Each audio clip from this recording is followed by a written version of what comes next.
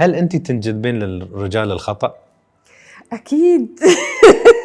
اكيد اكيد. شو تعلمتي عن أنغام بعد كل طلاق؟ ان انا احيانا كتير، مش احيانا، شويه بدي للي قدامي حق هو فعلا ما يستحقوش، او بديله حجم مش حقيقته. انا بحاول اكبره جنبي، ده مش صح. ليش؟ لانه مش بيعجب. هو في اللحظه دي بيبقى مبسوط وانت بتعمل كده، بس شايل منك، ده مش صح.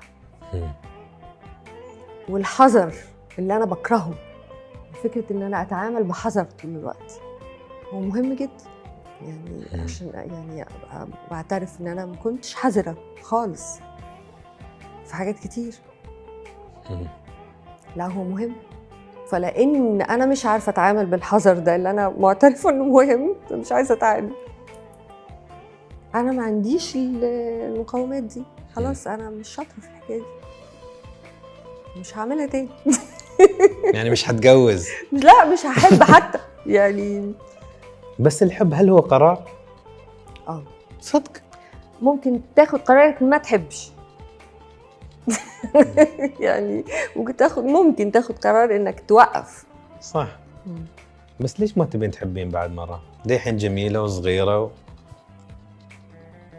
مش حمل أذية بصراحة خالص.